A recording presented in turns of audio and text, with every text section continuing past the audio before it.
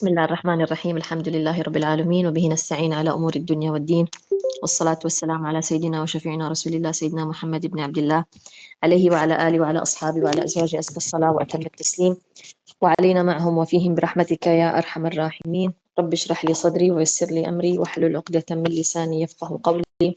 سبحانك لا علم لنا إلا ما علمتنا إنك أنت العليم الحكيم.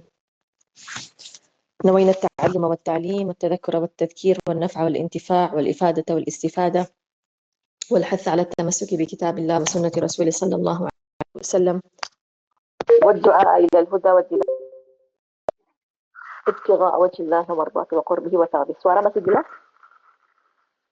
Masih jelas, alhamdulillah Bu. Oke, alhamdulillah wa syukurillah. Allahumma inna nas'aluka ilman nafi'a wa rizqan thayyiba wa amalan mutaqabbala. Doa-doa yang tadi di layar tentunya ibu-ibu silahkan bebas untuk screenshot dan di save untuk dibaca. Salah satunya adalah doa pagi ini, dibaca setiap pagi insyaallah ta'ala. Alhamdulillah wa syukurillah. Apa kabar ibu-ibu hadirat sekalian yang dimuliakan Allah Subhanahu wa taala? Semoga semua dalam keadaan sehat walafiat. Alhamdulillah wa syukurillah, telah disampaikan kita ke bulan mulia Sya'ban. Dan kita juga sudah melalui bulan suci Ramadan, suci Rajab, yang termasuk satu di antara 4 bulan yang dimuliakan dan diistimewakan oleh Allah Subhanahu wa taala. Keluar dari bulan Rajab sebelum kita masuk ke bulan Ramadan, Allah Subhanahu wa taala kita dicelupkan terlebih dulu ke satu bulan yang istimewa juga, yaitu bulan Sya'ban. Istri Rasulullah sallallahu alaihi wasallam meriwayatkan bahwasanya Rasulullah itu kalau udah masuk bulan Sya'ban puasa hampir nggak berhenti. Tapi ada kalanya di lain tahun bulan Sya'ban Rasulullah nggak puasa.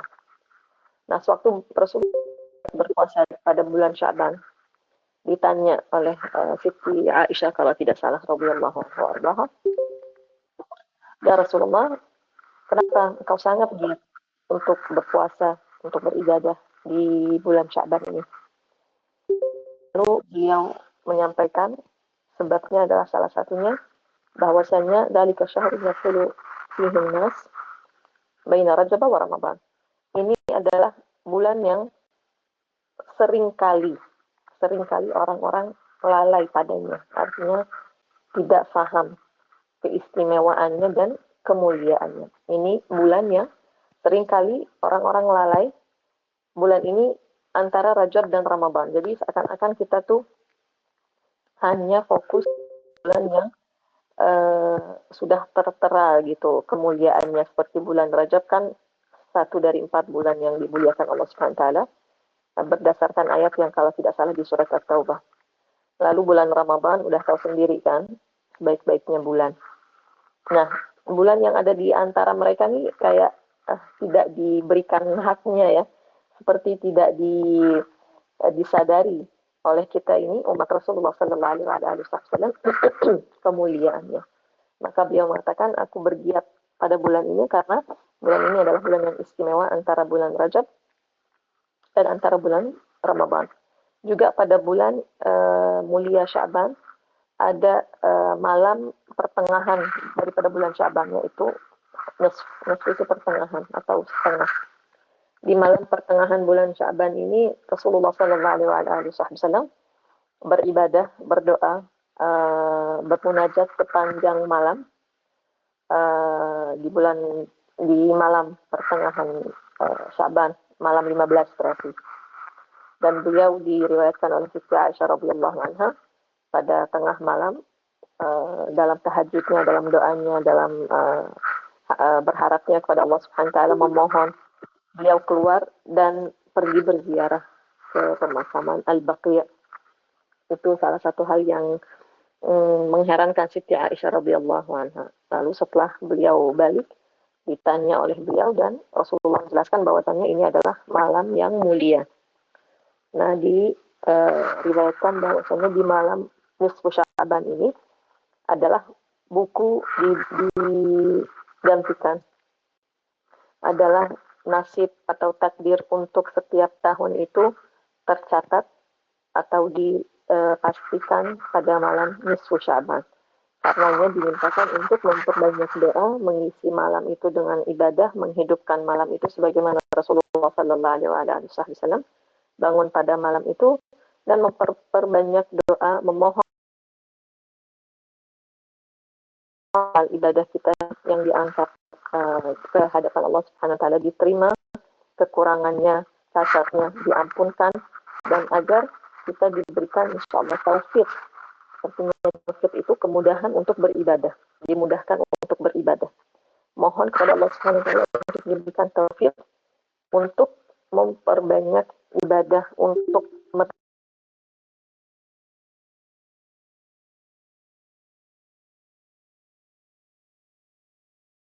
Suaranya hilang ya, Bu?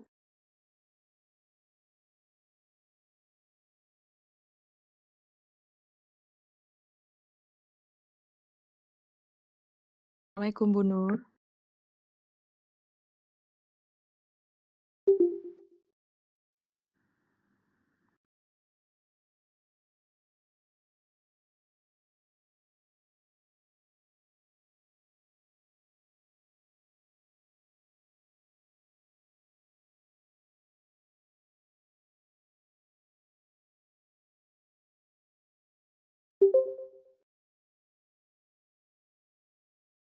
selama hidupnya. Suara masih jelas, Ibu Cika? Ya, baru masuk, Bu. Baru masuk. Tadi sekitar cuman tidak kedengeran. Yang terakhir terdengar apa? Ya, sekarang sudah jelas. Oke. Jadi di malam 15 bulan Sya'ban itu adalah malam diangkatnya amalan kita. Amalan kita diangkat setiap minggunya itu Senin dan Kamis. Setiap harinya itu pagi dan sore. Karenanya Senin dan Kamis kita dianjurkan untuk berpuasa. Karena itu diangkatnya amalan yang mingguan. Yang harian itu setiap pagi dan sore. Setiap pagi sore itu, setiap waktu sore, malaikat bergantian. Yang tadinya naik, turun, yang turun, naik. Karenanya kita dianjurkan untuk membaca dzikir pagi dan sore. Ya. Itu yang harian. Yang tahunan, diangkatnya pada malam nisfu Sya'ban, amalan kita. Dan dituliskan takdir yang baru, buku baru, catatan baru untuk tahun ke depannya. Jadi dapat dikatakan tahun barunya amalan catatan amalan kita itu setiap malam 15 daripada bulan. Makanya apa yang baiknya kita amalkan yaitu menghidupkan malam itu pastinya sebagaimana Rasulullah Sallallahu Alaihi Wasallam menghidupkan malam itu dengan zikir, dengan doa, dengan munajat, dengan memohon, dengan teramat sangat kepada Allah Subhanahu wa taala agar diberikan takdir sebaik-baik takdir, agar diberikan taufik, agar dijadikan orang-orang yang diridhai oleh Allah Subhanahu wa taala, agar dilindungi kita dan keturunan kita tentunya daripada fitnah dan daripada mara bahaya biiznillah taala. Dan juga kenapa Rasulullah sallallahu alaihi wasallam bergiat di bulan Sya'ban, yaitu bulan kita ini yang baru kita masuki, baru di pertama, karena bulan ini bulan pemanasan. Bulan pemanasan untuk menyambut bulan suci Ramadan. Jadi yang mau puasa silahkan berpuasa, yang bersedekah silahkan bersedekah, mengaji Al-Quran silahkan. Ini semua dalam rangka insya Allah ta'ala pemanasan agar kita nanti masuk bulan Ramadan, puasa enteng, insya Allah, sedekah enteng, insya Allah, Quran dan khatam enteng, insya Allah ta'ala, yang mau menghafal Al-Quran enteng. Yang terutama adalah yaitu pembahasan kita untuk selama beberapa bulan kemarin ini adalah bab kalbu. Dan ini subhanallah, ini benar-benar anugerah daripada Allah Subhanahu wa taala untuk kita yang hadir di sini. Alhamdulillah wa syukurillah bahwa kita ini sampai di penghujung buku ini yaitu bab kalbu dengan mendekatnya bulan suci Ramadan. Kenapa? Karena bulan Ramadan itu bukan hanya ibadah. Bukan hanya ibadah lahiriah, maaf. Bukan hanya ibadah lahiriah, bukan hanya ibadah yang zahir, yang nampak. Tetapi bulan Ramadan itu juga kita dimintakan untuk sudah mempersiapkan kalbu dan hati dari dalam. Mempersiapkan kalbu dan hati dari dalam. Makanya subhanallah momennya ini pas sekali dalam kita insyaAllah ta'ala berusaha untuk mengasah dan mensucikan dan membersihkan kalbu kita dengan mendekatnya kita memasuki bulan suci Ramadan. Karena Ramadan itu bukan hanya puasa nggak makan, nggak minum, tetapi kalbu pun berpuasa daripada maksiat-maksiatnya. Bulan Ramadan itu bukan hanya memperbanyak ibadah yang nampak, ibadah badan, tetapi bulan Ramadan adalah juga memperbanyak ibadah kalbu, yang insya Allah ta'ala adalah materi kita untuk hari ini. Alhamdulillah, bab maksiat kalbu sudah kita selesaikan. Alhamdulillah, antara lain meragukan keberadaan Allah Subhanahu Wa Taala atau meragukan kasih sayang Allah Subhanahu Wa Taala atau putus asa dari rahmat Allah Subhanahu Wa Taala dan seterusnya, sampai yang terakhir 2 minggu lalu dibahas oleh Ustazah Habibah, jazakallah khair. Semoga Allah Taala membalasnya dengan sebaik. Telah menutup dengan kalian bab maksiat kalbu. Yang hari ini akan kita pelajari bersama-sama insyaallah adalah min ta'atil qalb. Min ta'atil qalb. Dengan buku Salatul Jami'ah wa Tafsiratul Nisa, karangan imam besar ulama daripada negeri Yaman, 200 kira-kira 200-300 tahun yang lalu, yaitu Habib Ahmad bin Zain bin Alwi Al-Habsyi. Semoga Allah Subhanahu wa taala merahmatinya, mengampuninya, mengangkat derajatnya di surga dan memberikan kita manfaat yang sebesar-besarnya. Amin. Di dalam buku beliau, di dalam kitab ini beliau mengatakan min ta'atil qalb, termasuk daripada ketaatan kalbu. Disimak dengan baik. Ketaatan kalbu. Kemarin maksiat kalbu atau maksiat hati. Sekarang ketaatan kalbu atau taatnya hati itu kepada Allah Subhanahu wa taala. Dan mungkin bagi sebagian di antara kita ini satu hal yang mengejutkan. Oh gitu ya, baru tahu kalau kalbu itu bisa beribadah juga dan bisa bermaksiat. Bermaksiat kemarin udah. Sekarang ternyata kalbu itu juga dapat menjadi kalbu yang taat. Dapat menjadi kalbu yang taat kepada Allah Subhanahu wa taala. Dengan apa? Dengan ibadah-ibadah yang memang khusus berkaitan dengan kalbu. Apa itu? Antara lain wa min ta'atil qalb. Antara lain adalah al-imanu billah. Pada Allah Subhanahu wa taala. Artinya beriman bahwasanya Allah Subhanahu wa taala ada. Beriman bahwasanya Allah Subhanahu wa taala satu-satunya Tuhan yang patut disembah. Beriman bahwasanya Allah Subhanahu wa taala Maha melihat, Maha mendengar, Maha memberi. Allah Subhanahu wa taala yang memberi, Allah Subhanahu wa taala pula yang melarang atau tidak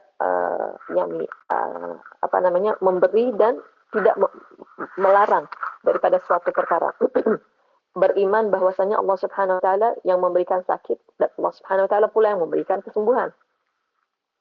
Beriman bahwasanya Allah Subhanahu wa taala yang menghidupkan, Allah pula yang mematikan. Beriman bahwasanya Allah Subhanahu wa taala yang menurunkan cobaan, Allah pula lah yang dapat mengangkat cobaan itu. Al-imanu billah. Artinya beriman bahwasanya Allah Subhanahu wa taala adalah Tuhan yang Maha Esa, yang satu-satunya yang patut disembah oleh kita hambanya. Lalu wal yaqin.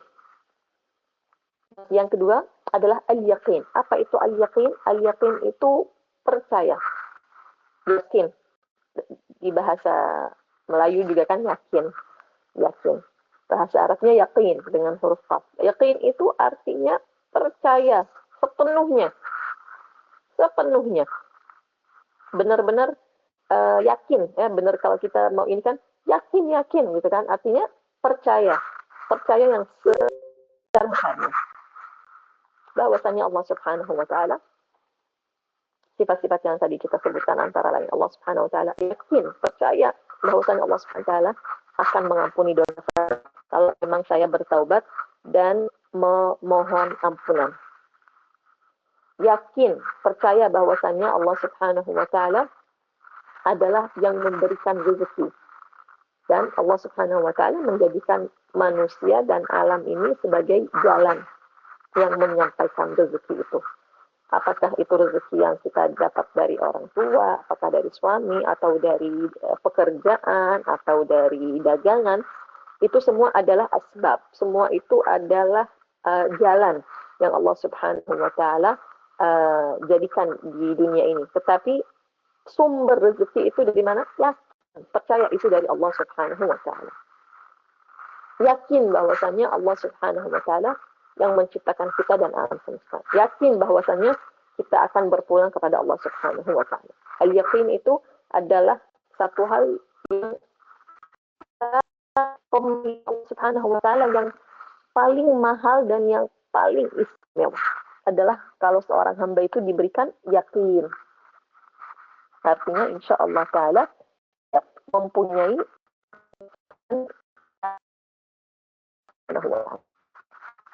semoga kita ahli iman, ahli yakin, amin ya rabbal alamin. Ibu-ibu yakin nggak, percaya nggak adanya surga dan neraka? Ajaibnya kita ini pernah lihat surga, nggak pernah lihat neraka. Tapi alhamdulillah, syukurlah Allah Subhanahu wa Ta'ala didik yang sudah diajarkan, yang sudah ditanamkan sejak usia dini oleh orang kita dan guru kita tentang pembahasan iman. Kita sampai melihat surga, belum melihat neraka, tetapi kita yakin dua Allah Subhanahu wa Ta'ala itu memang benar. Sekalipun kita tidak pernah menyaksikannya sendiri. Kita mohon kepada Allah Subhanahu wa Ta'ala semoga berpelihara iman dan keyakinan itu di hati kita, di hati keluarga kita, keturunan kita, sampai ajal menjemput. Insya Allah Ta'ala tidak pernah bergoyang, kita tidak pernah berpaling. Amin ya rabbal alamin. Insya Allah diberikan husnul khatimah. Yang ketiga adalah al-ikhlas, dan ini indah sekali. Jadi sekali lagi kita ini sedang membahas apa sih ibadah kalbu. Bagaimana kalbu itu bisa beribadah? Apa ibadah? Pertama al-iman, iman kepada Allah. Kedua yakin kepada Allah, perkara yang pernah kita saksikan, tetapi wajib kita beriman dan yakin padanya. Yang ketiga adalah al-ikhlas. Kalau sudah beriman kepada Allah Subhanahu wa Ta'ala, kalau sudah mempunyai keyakinan atas segala sesuatu yang gaib itu bahwasannya memang benar adanya. Kita beribadah, ya, kita mulai sholat, kita akan mulai puasa.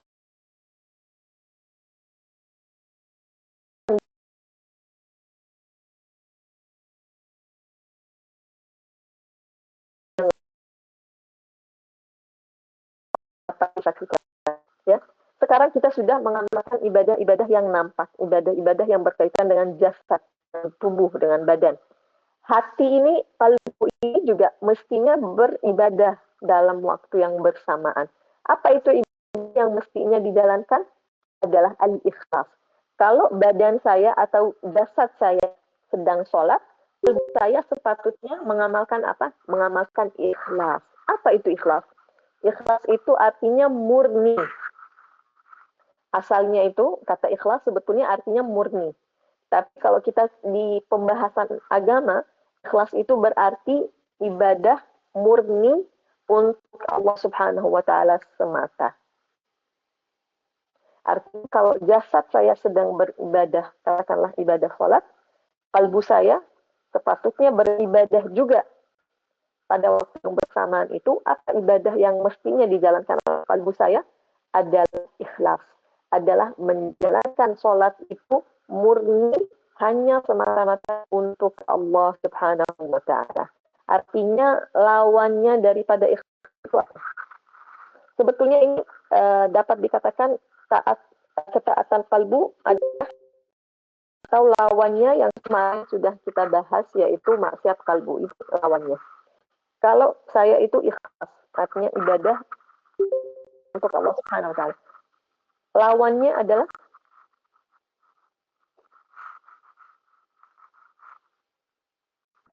Maksiat kalbu. iya, lawannya ikhlas apa?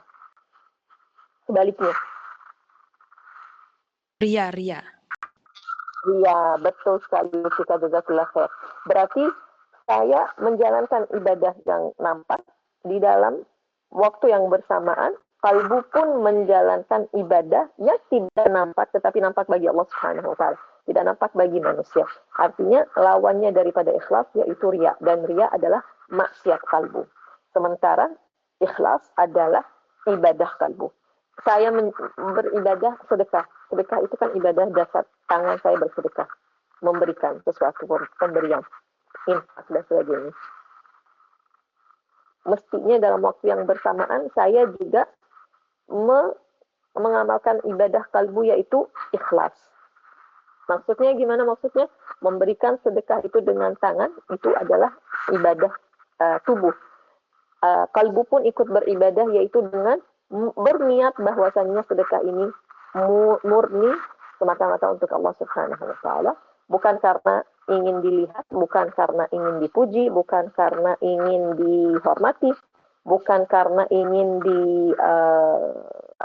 jadi trending, terkenal, viral bahwasannya dia memberikan, dia berinfak, dia buat ini, dia buat itu.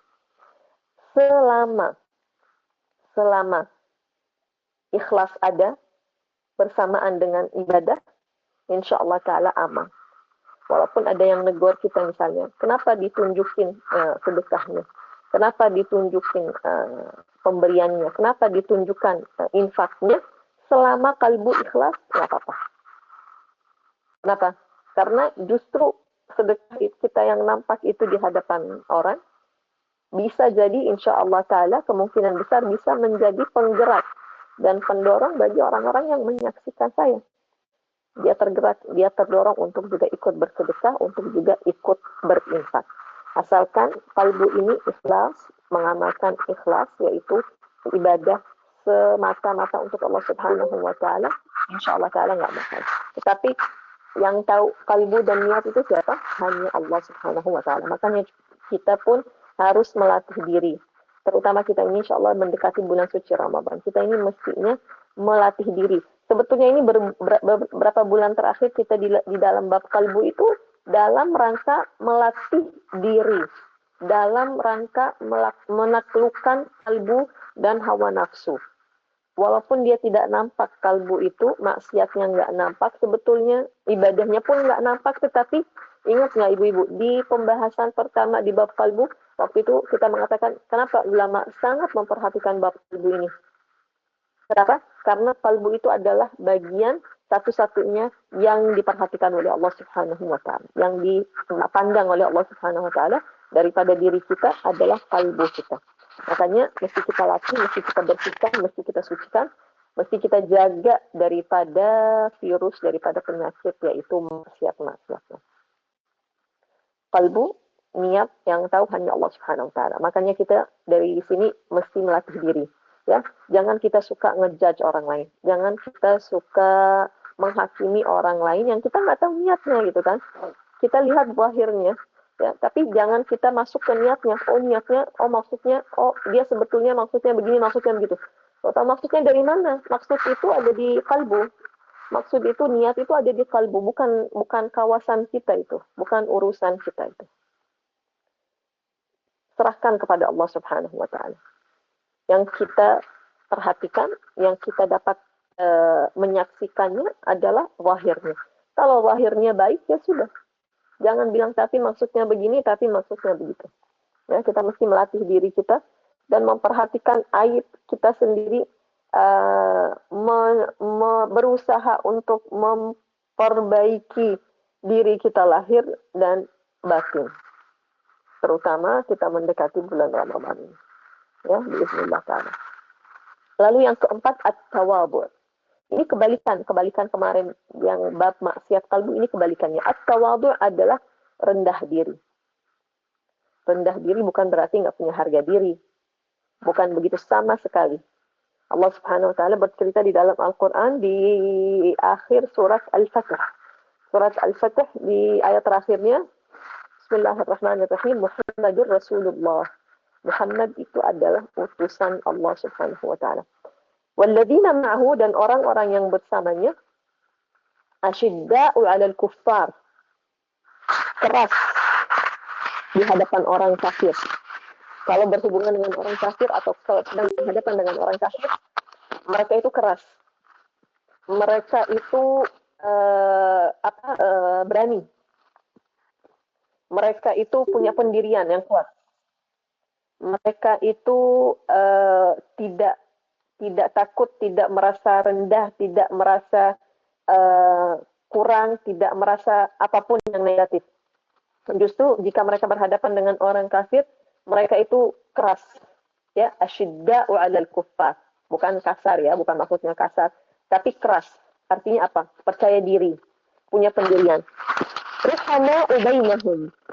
Sewaktu mereka berhadapan dengan sesama orang-orang yang beriman, sesama muslim, ruhama, mereka itu sangat menyayangi satu sama lain. Jadi Allah Subhanahu wa taala memuji para sahabat, memuji pengikut Rasulullah sallallahu alaihi wasallam bahwasanya mereka itu di hadapan orang kafir mereka itu keras. Tetapi di hadapan sesama muslim mereka itu sangat lembut, mereka itu sangat penyayang, mereka itu sangat memperhatikan satu sama lain. At-tawadhu' adalah berendah diri, adalah kebalikan daripada sombong. Apa itu sombong kemarin di bab maksiat kalbu, yaitu tidak menerima kebenaran. Udah dikasih tahu yang benar tapi enggan untuk mempercayainya, enggan untuk mengikutinya. Kenapa? Sombong. Kenapa dikasih tahu sama orang lain? Dia nggak terima. Dia tidak terima kalau dinasehati, tidak terima kalau dikasih tahu, tidak terima kalau ditunjukin. Nah, itu adalah salah satu maksiat kalbu. Bagaimana kita menjadikan kalbu ini beribadah dan taat kepada Allah Subhanahu wa taala? Dengan kalbu ini menjalankan ibadah at-tawadhu, rendah diri. Artinya punya rezeki alhamdulillah wa syukrulillah, diberikan oleh Allah Subhanahu wa taala materi alhamdulillah, diberikan oleh Allah Subhanahu wa taala kelebihan, tapi tidak pernah digunakan untuk menzalimi, untuk menyakiti orang lain, untuk disebut-sebut atau untuk dibangga-banggakan. Justru bersyukur kepada Allah Subhanahu wa taala, tawadhu, merendah diri, ingat selalu, sadar selalu bahwasanya ini semua dari Allah, dan ingat selalu dan sadar selalu jika Allah Subhanahu wa taala ingin mencabutnya, dalam seketika Allah akan cabut itu. Apakah itu harta, apakah itu sehat, apakah itu jabatan, apakah itu kecantikan, apakah itu kesuksesan, kita sadar bahwasanya ini semua dari Allah, dan ini semua jika ingin dicabut oleh Allah Subhanahu wa taala dengan begitu mudah, dan sadar bahwasanya ini semua tidak ada yang kekal. Yang kekal itu hanya Allah Subhanahu wa taala. Nah, di situ adalah berarti kita ini adalah orang yang tawadhu. Berapa banyak orang, Masya Allah, tabarakallah, yang kita kenal, Masya Allah, sangat kaya, sangat berwawasan, sangat berilmu, ahli ibadah, orang-orang saleh, ulama besar, ataupun ahli dunia yang punya pangkat besar, orang yang sangat-sangat kaya raya. Tetapi Masya Allah, kalau kita duduk bersamanya, atau kita jalan bersamanya, rasanya tidak ada bedanya dengan kita. Ya, pasti kita pernah ketemu dan ngalamin dan kenal orang yang seperti itu, Masya Allah, tabarakallah. Sedang mengamalkan ibadah apa? Ibadah tawadhu yang diberikan oleh Allah Subhanahu wa taala. Dia sadar itu adalah pemberian daripada Allah, bukan dari kita, bukan dari kepintaran kita, bukan dari murni daripada daya dan kekuatan kita. Nah, di situ berarti ibadah tawadhu alhamdulillah telah dijalankan oleh qalbunya. Yang kelima adalah an-nasihatu lil muslimin. An-nasihatu lil muslimin. Ini indah sekali. Indah sekali. Coba diperhatikan ya. Termasuk daripada ibadahnya kalbu atau ibadahnya hati kita. Adalah an-nasihatu lil muslimin. Kira-kira artinya nasihat apa? An-nasihatu lil muslimin.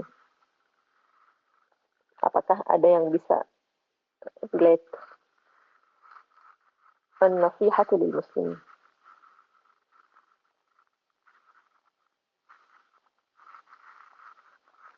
Ini salah satu apa ya? Mungkin dapat dikatakan bukan kekeliruan sih, tetapi salah paham. Seperti ikhlas. Ikhlas itu di pemahaman Melayu, ya, pas itu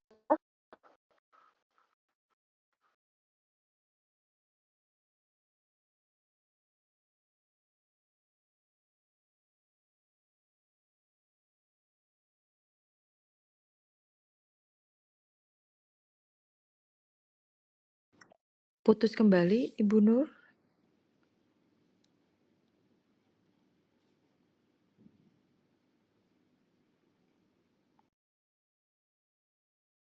yang tadi kita bicara itu artinya murni, sesuatu itu yang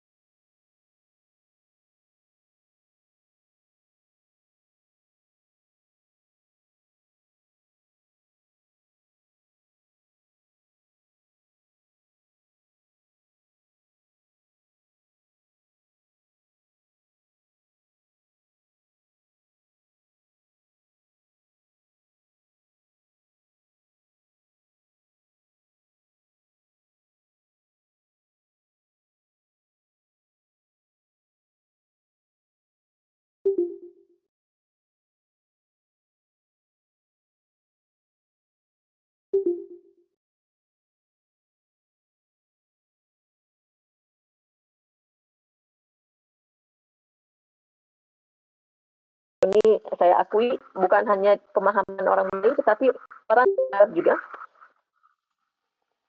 Kata nasihat adalah sekedar nasihat,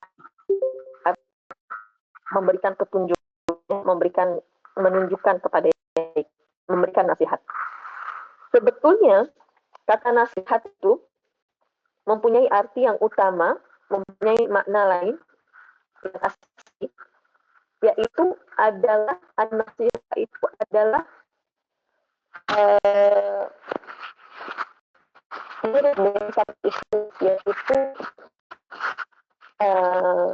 apa ya, dapat dikatakan murni juga, dapat dikatakan sincere, ya,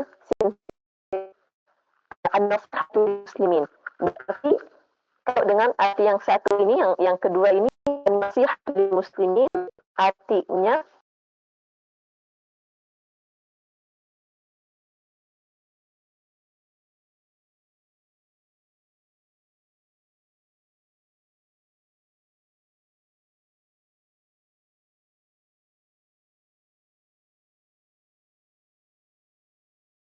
muslim. An-nasihatu lil muslimin artinya salah satu artinya. Jadi dia punya dua arti. Nasihat yang kita tahu semua yaitu menasihati, mengingatkan, mengajak kepada kebaikan, ya. Arti yang kedua adalah hati kita ini pure, hati kita itu murni terhadap sesama saudara muslim kita. Jadi kita tidak menyimpan apapun yang negatif terhadap sesama muslim. Dan ini adalah makna yang sangat indah dan sangat dalam. Karena sekali lagi, Islam, ya, agama ini bukan hanya sekedar agama ibadah jasad atau ibadah tubuh. Islam itu bukan hanya sholat 5 kali sehari, puasa selama bulan Ramadan, pergi haji, berangkat haji dan umrah, sedekah, bukan hanya itu. Islam ibadah lahiriah, begitupun ibadah batiniah. Kalbu dan hati pun ikut beribadah. Jadi berkaitan dengan an-nasihatu lil muslimin, ya, kalau kita mengartikannya dengan an-nasihatu lil muslimin dengan sincere, being sincere, menjadi orang yang tulus, menjadi orang yang murni terhadap hati kita murni terhadap sesama muslim. Artinya gini, artinya saya itu tidak hanya dimintakan untuk sholat, tidak hanya dimintakan untuk puasa, tidak hanya dimintakan untuk mengeluarkan zakat, tetapi di waktu yang bersamaan kalbu saya ini bersih, kalbu saya ini murni, kalbu saya ini tulus dengan atau terhadap sesama saudara muslim saya. Bagaimana kalau ibadah jasad, Masya Allah, puasa, sholat, bangun malam, sedekah, ini itu. Tetapi kalau dicek kalbunya ada dengki terhadap si A, dendam sama si B, hasut sama si C, sombong terhadap ini semua. Nah itu berarti bukan nasihat. Hatinya itu tidak dalam keadaan atau dalam status an-nasihatu lil muslimin. Kenapa? Karena dia nggak murni. Kalbunya itu tidak murni, tidak baik terhadap sesama muslim.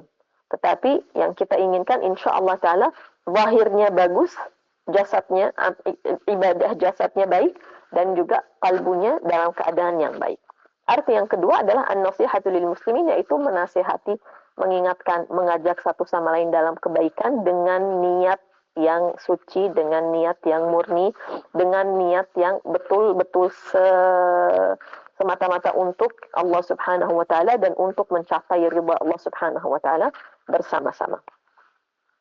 Jadi sekali lagi, an-nasihatu lil muslimin adalah sebelum memberikan nasihat adalah yang pertama, hati kita itu murni tulus terhadap saudara muslim kita.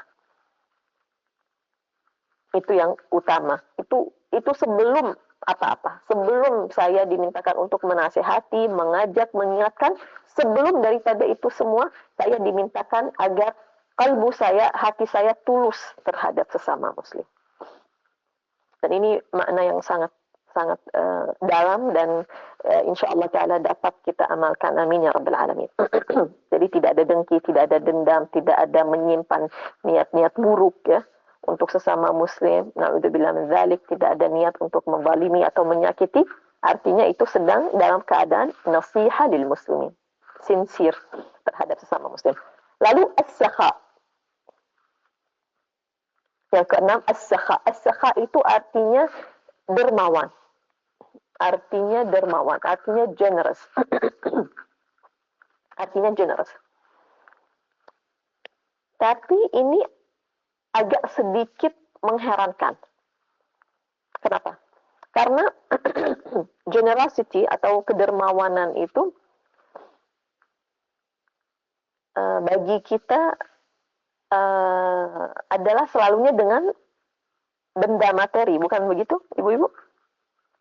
Kalau dibilang orang dermawan, orang dermawan, orang yang generous, orang yang royal, itu berarti ada pemberian yang diberikan, ya, ada sesuatu yang materi, ya kan? Tetapi jangan lupa bahwa kita ini ada di bab amalan kalbu, spesifiknya ketaatan kalbu atau ketaatan hati. Bagaimana kita itu dapat menjadi dermawan? Tapi di sini nggak ada materi. Semua yang kita bahas ini, dari awal maksiat kalbu sampai hari ini, ketaatan kalbu atau ibadah kalbu itu tidak berbentuk material, ya kan? Lalu bagaimana bisa kalbu itu bertaat atau beribadah kepada Allah Subhanahu wa taala dengan menjadi kalbu yang dermawan. Sementara di sini tidak ada materi. Coba, kira-kira bagaimana?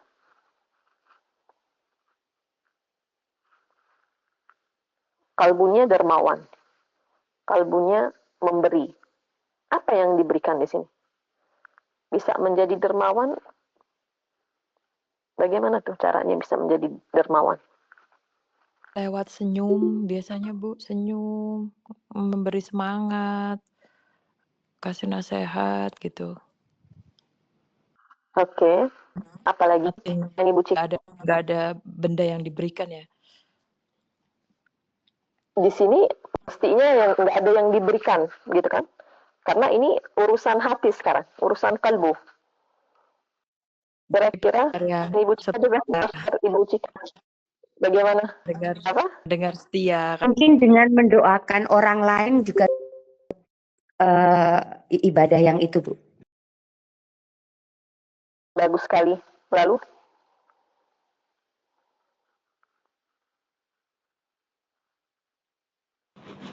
Mengajak ikut kajian. Mengajak ikut kajian. Terima kasih, jazakumullah khair. Sekali lagi di sini tidak ada benda yang digunakan. Tidak ada hal yang diberikan. Karena di sini tidak ada materi. Di sini perkara kalbu. Dan kalbu itu adalah bagian yang tidak dapat kita saksikan. Begitupun dengan amalan-amalan kalbu yang sedang kita bahas ini tidak dapat disaksikan. Tetapi ada hasilnya yang akan nampak. Terima kasih, jazakumullah khair. Hampir semua, Masya Allah, tabarakallah, memberikan jawaban yang sangat-sangat indah. Mendoakan, tentu sekali. Tentu. Mendoakan. Menjadikan kalbu kita ini memperhatikan sesama muslim. Subhanallah. Kawan muslim kita, saudara muslim kita dalam keadaan sedih, kita ikut sedih. Bukannya dengan nangis atau dengan bagaimana, hati kita itu ikut merasakan adanya empathy. Itu adalah salah satu kedermawanan kalbu. Mempunyai empati itu adalah salah satu bentuk kedermawanan kalbu. Kita lihat saudara kita senang, bahagia, sukses, mendapatkan satu kenikmatan, memasuki misalnya pernikahan, atau yakni mendapatkan sesuatu, pokoknya sesuatu kenikmatan daripada Allah Subhanahu wa taala, kita ikut senang. Walaupun tidak mengucapkan apa-apa, tetapi kalbu kita ini ikut senang, ikut berbahagia, merasakan sukacita. Itu adalah tanda daripada kita insya Allah ta'ala adalah orang yang dermawan kalbunya. Saling tolong menolong dalam hal kecil, itu lebih ke jasad ya, ke badan. Itu adalah ketaatan atau ibadah jasad atau ibadah tubuh. Tetapi untuk ibadah kalbu itu biasanya yang tidak dilihat, tetapi dirasakan. Seperti misalnya ikhlas dan memaafkan. Itu indah sekali, betul. Indah sekali, Indira, jazakillah khair. Memaafkan dengan kalbu, dengan hati. Kita benar-benar kelas let it go, saling memaafkan. Tidak ada dendam, tidak ada perasaan negatif. Itu adalah salah satu bentuk insya Allah ta'ala daripada kedermawanannya kalbu. Sabar, betul sekali. Sabar terhadap sesama, sabar terhadap mungkin subhanallah kita diberikan cobaan oleh Allah Subhanahu wa taala, orang yang dekat kepada kita adalah orang yang menyakitkan, atau adalah orang yang membalimi, atau adalah orang yang melelahkan, atau adalah orang yang menyebalkan, tetapi kita berusaha kalbu kita ini tetap menerima, sabar. Itu adalah salah satu bentuk kedermawanan daripada kalbu kita. Prasangka baik itu adalah salah satu bentuk kedermawanan kalbu, betul sekali, walaupun ini adalah satu ibadah tersendiri. Generous with your time, your help, your care, tetapi lebih ke yang berkaitan dengan kalbu. Jazakumullah khair. Itu semua, Masya Allah, tabarakallah, sangat-sangat bermakna, terutama sekali lagi memaafkan. Memaafkan artinya kalbu itu adalah kalbu yang dermawan dan kalbu yang generous. Lalu wa husnul dzan. Nah, ini husnul dzan adalah berprasangka baik kepada Allah Subhanahu wa taala, berprasangka baik kepada hamba-hamba Allah Subhanahu wa taala. Ini adalah salah satu bentuk kedermawanan kalbu. Tetapi kenapa dipisah? Selalu dipisah oleh para ulama. Selalu prasangka baik itu adalah satu perkara yang dipisah dan tersendiri. Kenapa? Karena utamanya dan besarnya di sisi Allah Subhanahu wa taala.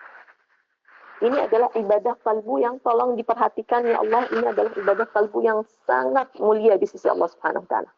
Rasulullah sallallahu alaihi wasallam bersabda di dalam hadis yang mana artinya khaslatan, ada dua sifat ya yang sangat-sangat dicintai oleh Allah Subhanahu wa taala, adalah husnul dzan billah wa husnul dzan bi ibadillah. Berprasangka baik kepada Allah dan berprasangka baik kepada hamba-hamba Allah. Ini adalah dua sifat yang katanya Rasulullah sangat dicintai oleh Allah Subhanahu wa taala, dan beruntung yang diberikan dua daripada sifat ini. Sifat ini atau ibadah ini berkaitan dengan kalbu atau jasad. Ini berkaitan dengan kalbu. Ya, berkaitan dengan kalbu. Makanya dipisah daripada kedermawanan atau daripada as-sidq tadi. Berprasangka baik, biasakan diri untuk berprasangka baik kepada Allah Subhanahu wa taala. Jangan sampai pernah putus asa. Bagaimanapun keadaan itu teruknya dan sulitnya, selalu berpegangan kepada prasangka baik kepada Allah Subhanahu wa taala. Ini akan berlalu. Ini akan ada jalan keluarnya. Allah akan menyelesaikan ini. Allah akan memberikan kemudahan. Allah akan membukakan jalan. Allah akan membantu saya. Selalu berpegangan dan mempunyai pedoman prasangka baik kepada Allah Subhanahu wa taala. Orang yang prasangka baik kepada Allah Subhanahu wa taala, subhanallah, katanya kalau nggak salah Sayyidina Abdullah bin Abbas radhiyallahu anhuma, ya, ulama selalu mengatakan orang yang mempunyai prasangka baik kepada Allah Subhanahu wa taala tidak akan pernah rugi. Tidak akan pernah rugi. Prasangka baik kepada Allah Subhanahu wa taala dan prasangka baik kepada hamba-hamba Allah Subhanahu wa taala. Dan apakah itu sulit atau mudah? Terus terang, itu bukan perkara yang mudah. Di mana syaitan itu selalu mengambil kesempatan apapun hal yang terjadi, sekecil apapun, syaitan langsung mengambil kesempatan untuk membisiki kita agar kita ini berprasangka buruk. Satu orang bikin acara, semua diundang, kecuali saya nggak diundang. Sebetulnya it could be anything, ya. Mungkin dia lupa, mungkin dia mengirim undangannya lewat orang lainnya itu yang lupa. Mungkin dia telepon ke nomor saya, tetapi saya tidak mengangkatnya, atau dia mengirim undangan itu saya tidak melihatnya, ataupun tidak sampai, atau mungkin dia sekedar tidak mengundang, tetapi bukan berarti ada sesuatu yang buruk atau yang negatif, tetapi syaitan memang langsung mengambil kesempatan. Oh, kenapa kamu nggak diundang? Kenapa semua diundang kecuali kamu? Oh, dia itu hatinya busuk. Oh, dia itu hatinya tidak baik. Oh, dia itu memang begitu. Oh, dia itu memang begini. Dan tidak ada selesainya. Makanya Rasulullah SAW bersabda di dalam hadis yang sangat indah. Coba ya, semua orang itu yang bukan muslim itu dapat melihat dan menyaksikan dan mengetahui keindahan agama Islam itu. Subhanallah. Rasulullah SAW bersabda di dalam hadis, "Iltamis li akhika 70 udran." Kalau ada apa-apa antara kamu dan saudara muslimmu, ya, sesuatu yang tidak mengenakan, ya, kejadian atau ini suatu hal yang tidak mengenakan, maka iltamis li akhika 70 udran. Carikan 70 alasan untuknya. Jangan langsung, oh saya nggak diundang karena emang dia tuh jahat orangnya, atau dia tuh memang dia sengaja. Jangan. Carikan dulu 70 alasan, kata Rasulullah. Mana mungkin kita itu bisa dapat 70 alasan? Maksudnya gini, oh mungkin dia lupa. Oh mungkin dia ngirim undangannya lewat orang lain, orang itu lupa.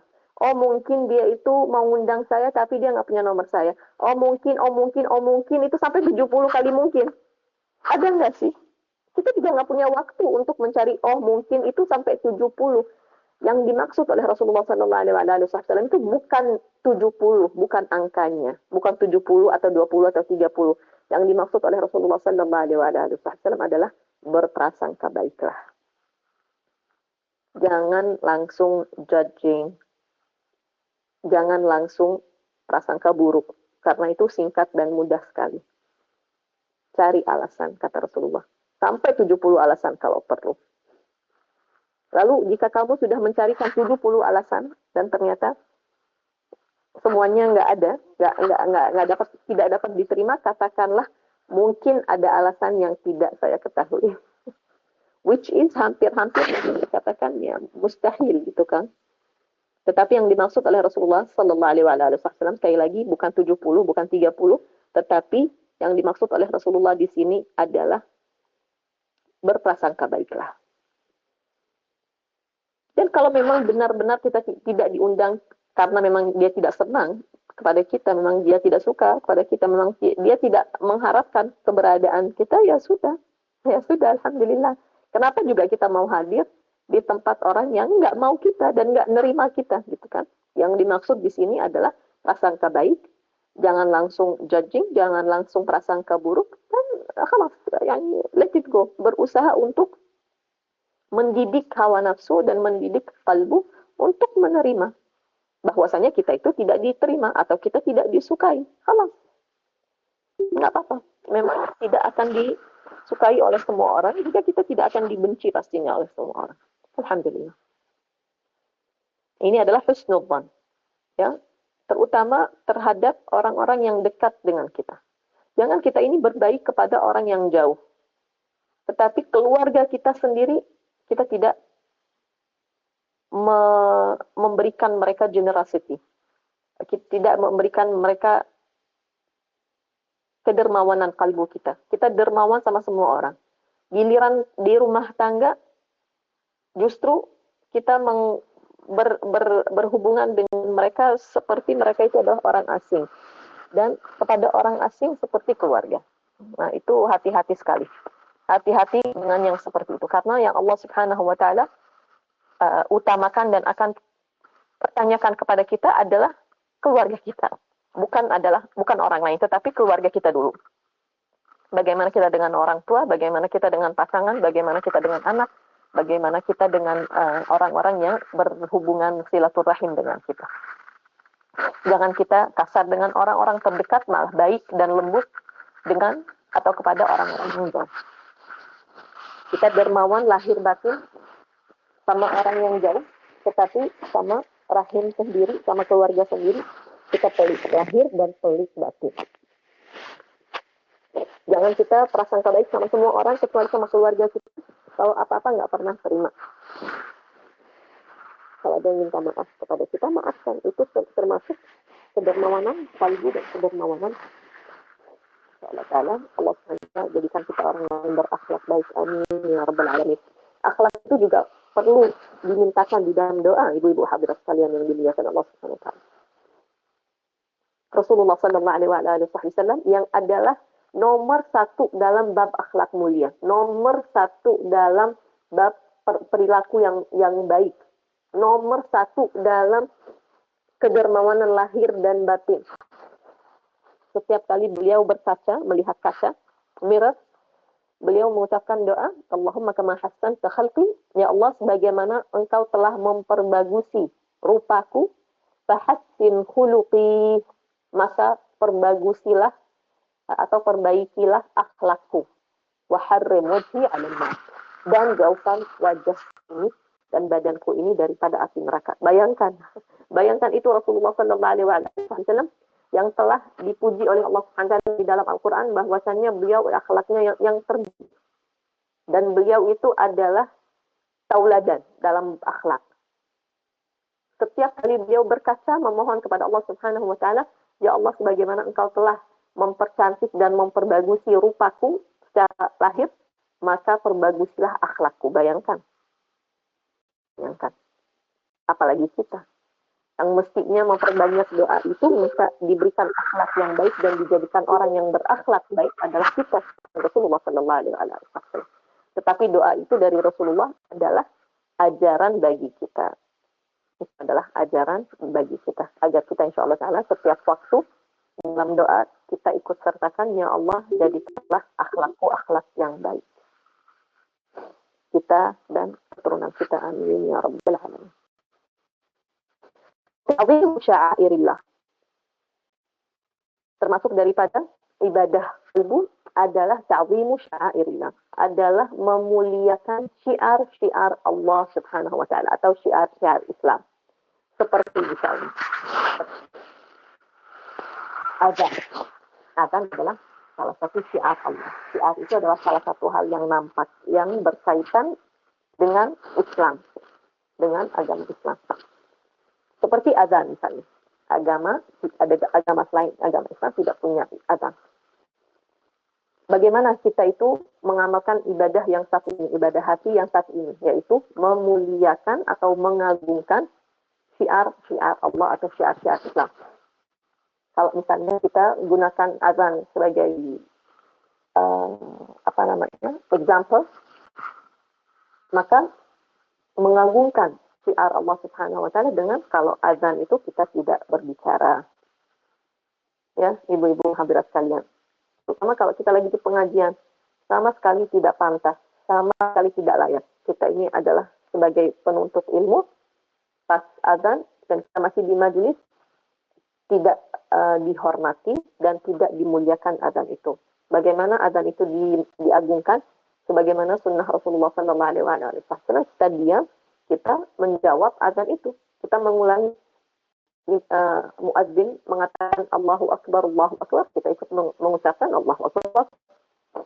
Dia mengucapkan asyhadu an la ilaha illallah, kita mengucapkan asyhadu an la ilaha illallah. Dia mengucapkan asyhadu anna Muhammadar Rasulullah, kita mengucapkan asyhadu anna Muhammadar Rasulullah. Tidak berbicara selain itu, tidak lalai terhadap azan itu. Beliau mengucapkan hayya 'alas shalah, kita mengucapkan la haula wala quwwata illa billah. Beliau mengucapkan hayya 'alal falah, kita mengucapkan la haula wala quwwata illa billah. Allahu akbar, kita mengucapkan Allahu akbar, la ilaha illallah, la ilaha illallah. Lalu mengucapkan doa yang disunnahkan Rasulullah sallallahu alaihi wasallam, Allahumma rabb hadhihi ad-da'wati at-tammah was salati al-qa'imah. Seterusnya lalu berdoa. Itu kita telah menjadikan kalbu kita ini kalbu yang beribadah. Bagaimana? Dengan dia atau kalbu kita telah memuliakan syiar Allah Subhanahu wa taala. Selain itu misalnya salah satu syiar Allah Subhanahu wa taala adalah misalnya Al-Quran.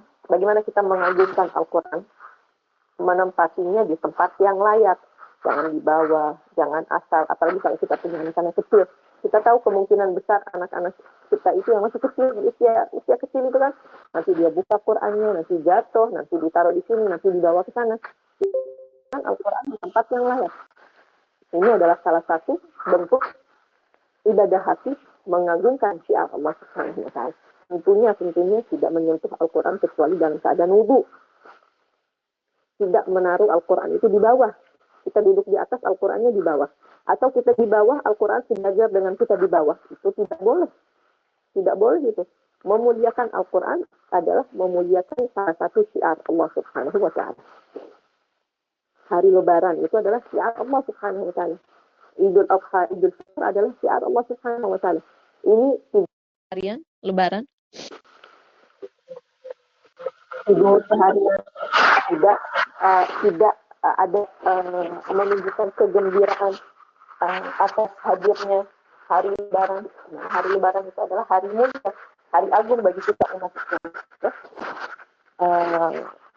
Yang tidak ada sedikit pun joy atau kebahagiaan atau kegembiraan, bukan memang karena musibah, karena memang tidak mengagungkan dan tidak memuliakan hari itu yang telah dimuliakan oleh Allah Subhanahu wa taala. Ini adalah justru maksiat kalbu.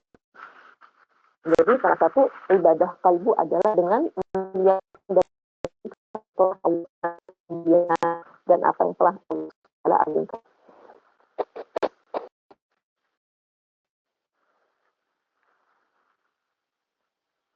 Yang terakhir untuk hari ini insyaallah taala syukur ala ni'amillah.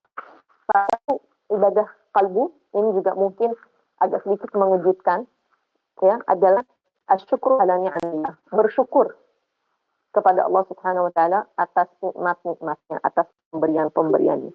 Yang biasanya kita itu selalu bersyukur dengan lisan, alhamdulillah, alhamdulillah, wa syukurillah.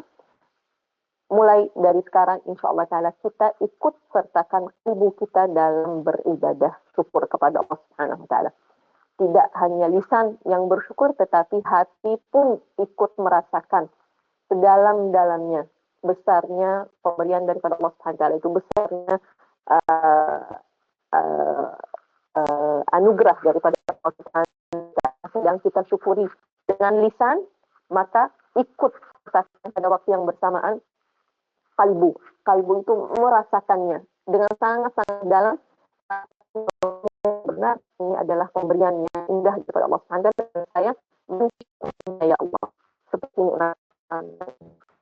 selalu ucapkan alhamdulillah ala ni'matil Islam. Alhamdulillah ya Allah, Engkau telah memberikan aku nikmat Islam, bersyukur kepada Allah Subhanahu wa taala atas ketaatan. Kalau saya sudah sholat, alhamdulillah ya Allah, alhamdulillah saya ini sudah diberikan nikmat dapat menjalankan sholat. Wasyairnya dan seluruh apapun itu kita syukuri. Sekali lagi kita biasa bila mensyukuri dengan lisan. Kali ini insya Allah ta'ala pastikan dan ikut sertakan kalbu dalam bersyukur dengan lisan, ikut disertakannya kalbu. Kalbu merasakan benar-benar gratitude ya, benar-benar merasakan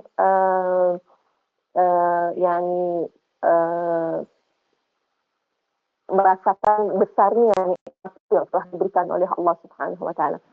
Hingga dengan ucapan alhamdulillah wa syukurulillah dari lisan kita, kalbu kita pun ikut bersyukur kepada Allah Subhanahu wa taala. Semoga kita dijadikan hamba Allah Subhanahu wa taala yang bersyukur.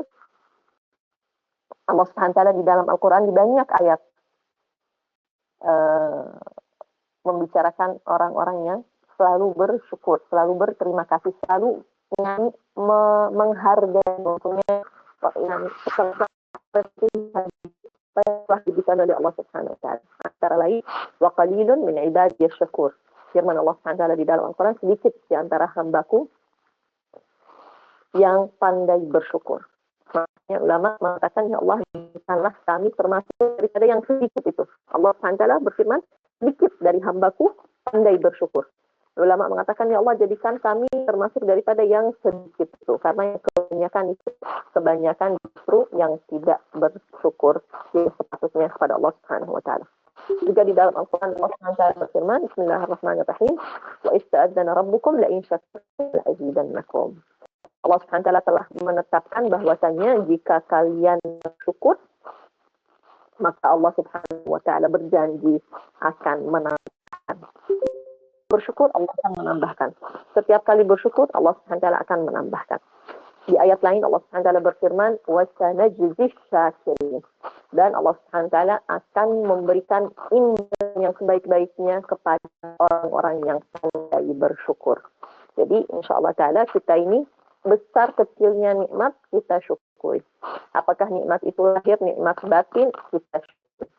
Dan ikut sertakan selalu dengan syukurnya lisan, syukurnya tubuh dalam waktu yang bersamaan. Allahu a'lam. Semoga Allah Subhanahu wa taala jadikan kita hamba-hamba Allah Subhanahu wa taala, orang-orang yang ahli syukur, orang-orang yang ahli zikir, orang-orang yang ahli berprasangka baik kepada Allah Subhanahu wa taala, kepada sama muslim. Amin ya rabbal alamin. Semoga Allah Subhanahu wa taala memberkahi kita di dalam bulan Sya'ban ini dan menyampaikan kita semua, orang tua kita, keturunan kita, saudara kita yang kita sayangi, disampaikan kita semua insyaallah taala ke dalam bulan Ramadan dalam keadaan sehat, afiat, ditetapkan iman dan Islam kita, diberikan kita taufik, kemudahan dalam beribadah dari sekarang ini, dari hari ini sampai insyaallah taala kita menyambut bulan suci Ramadan. Amin ya rabbal alamin. Dan semoga Allah Subhanahu wa taala membantu kita dalam upaya kita mensucikan dan membersihkan hati. Sebetulnya yang mensucikan hati itu Allah. Yang membersihkan hati itu Allah. Yang menyembuhkan hati daripada penyakit-penyakit Allah Subhanahu wa taala. Kita diminta untuk berusaha dan berusaha. Dan semuanya itu kembali kepada Allah Subhanahu wa taala. Sekali lagi kita di dalam bulan yang mulia, bulan Sya'ban. Perbanyaklah beribadah di bulan ini. InsyaAllah ta'ala dijadikannya kita ahli ibadah, ahli syukur, ahli sabar, zahir dan batin. Amin ya rabbal alamin. Juga untuk yang masih mempunyai hutang puasa. Untuk yang masih mempunyai hutang puasa, hendaknya segera menyelesaikannya, karena puasa itu adalah hutang antara kita dan antara Allah Subhanahu wa taala. Mempunyai puasa wajib bulan Ramadan yang belum dibayar, silahkan untuk segera mengqadha dan membayarnya di hari-hari itu. Salah satu pertanyaan yang selalu ditanyakan adalah, saya masih mempunyai hutang puasa tapi ingatnya atau sadarnya atau sempat membayarnya di penghujung bulan Ramadan. Hukumnya bagaimana? Hukumnya adalah sah-sah saja dan justru memang wajib untuk dibayar walaupun berada di penghujung bulan Sya'ban. Juga salah satu pertanyaan yang selalu ditanyakan adalah kalau mau puasa bulan Sya'ban itu sampai kapan? Katanya Rasulullah SAW itu puasa bulan Sya'ban itu seluruhnya atau hampir seluruhnya. Kalau kita mau puasa bagaimana Ustazah? Kalau kita mau berpuasa di bulan Sya'ban, silahkan berpuasa kapan saja. Tetapi untuk yang akan atau mempunyai niat untuk menjalankan puasa sampai akhir, masalah. Hanya saja ada satu syarat, yaitu dia berpuasa dari tanggal 15 itu tidak putus. Puasa dari tanggal 15 Sya'ban tidak putus. Maksudnya gimana? Coba diperhatikan didengarkan dengan seksama. Jadi saya tuh insya Allah kepengennya tuh puasa sebanyak mungkin selama bulan Sya'ban. Oke. Kebetulan nih hari ini tanggal 14 atau tanggal 15. Tanggal 15 Sya'ban. Tanggal 15 Sya'ban saya puasa. Boleh nggak diterusin puasanya? Boleh. Oh boleh ya. Dan yang kalau sudah bulan tanggal 15 itu tidak boleh berpuasa. Rasa boleh berpuasa itu antara lain kalau mempunyai hutang puasa. Kalau punya hutang puasa tanggal 28, 29 Sya'ban pun sah-sah saja untuk berpuasa.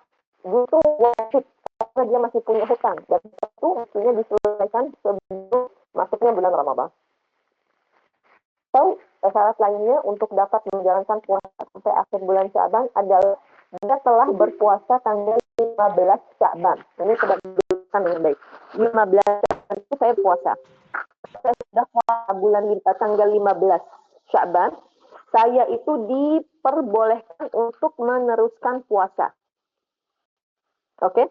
Di hari ini saya puasa.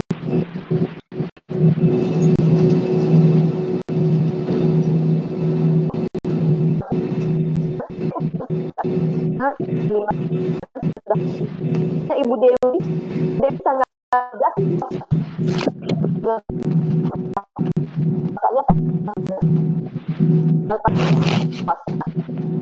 Sya'ban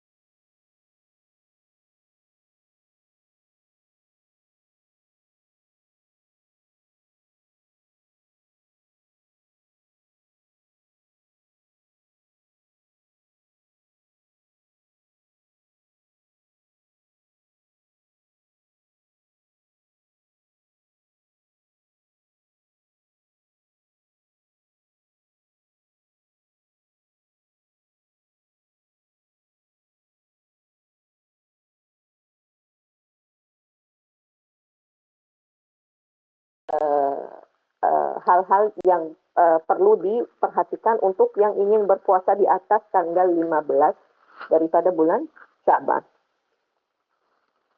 Wallahu a'lam. Saya tahu itu adalah dua pertanyaan yang FYI selalunya, FYI lagi, FAQ yang selalunya ditanyakan, yaitu boleh nggak, saya masih punya utang puasa nih belum bayar, boleh nggak saya bayar bulan Sya'ban? Itu sudah dijawab. Yang kedua, FAQ juga, mau puasa di atas tanggal 15, bagaimana perinciannya atau bagaimana detailsnya, insya Allah Ta'ala jelas. Ibu Nuryani bilang suara saya hilang. Yang bagian mana Bu Yani yang hilang? Tadi Bu, sebentar aja sih, sekitar 1 menitan. Sekarang sudah ada kembali. Oke. Jadi intisarinya yang bertanya, boleh nggak puasa di bulan Sya'ban kalau masih punya hutang? Jawabannya adalah wajib berpuasa untuk membayar hutang itu. Selesainya, pokoknya sampai selesai hutangnya. Sekalipun bayar hutangnya itu misalnya tinggal 1 hari, tinggal 1 hari dan baru ingat itu tanggal 28 Sya'ban atau 27 atau 29 itu wajib diqadha dan wajib dibayar. Karena itu utama sekali, karena itu hutang. Yang kedua, mungkin tadi yang putus, boleh nggak puasa di atas tanggal 15 daripada bulan Sya'ban? Boleh kalau ada hutang, kalau ada nazar, dan kalau diteruskan dari tanggal 15 tidak putus, ya. Dan kalau biasa mendawamkan puasa sunnah Senin dan Kamis. Selain itu tidak boleh berpuasa di atas tanggal 15 daripada bulan Sya'ban. Insyaallah jelas untuk Ibu Sika dan Ibu-ibu hadirat sekalian yang dimuliakan Allah Subhanahu wa taala. Amin, amin ya rabbal alamin. Ibu Dewi, semoga Allah Subhanahu wa taala mengijabah insyaallah kita di majelis yang dimuliakan oleh Allah Subhanahu wa taala.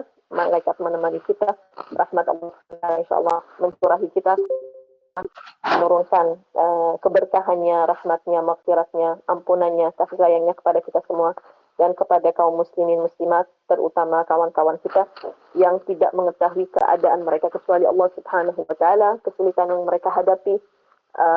Semoga dimudahkan, berikan jalan keluar, insyaallah diangkat segala kesusahan dan kesulitan yang sedang dihadapi. Insyaallah dengan keberkahan bulan suci Sya'ban ini, Allah Subhanahu wa taala menurunkan segala kebaikan bagi umat Rasulullah sallallahu alaihi wasallam. Amin ya rabbal alamin. Jazakumullah khairal jazaa. Sampai jumpa lagi insyaallah dalam kesempatan akhir. Terima kasih Bu Sika juga, silakan.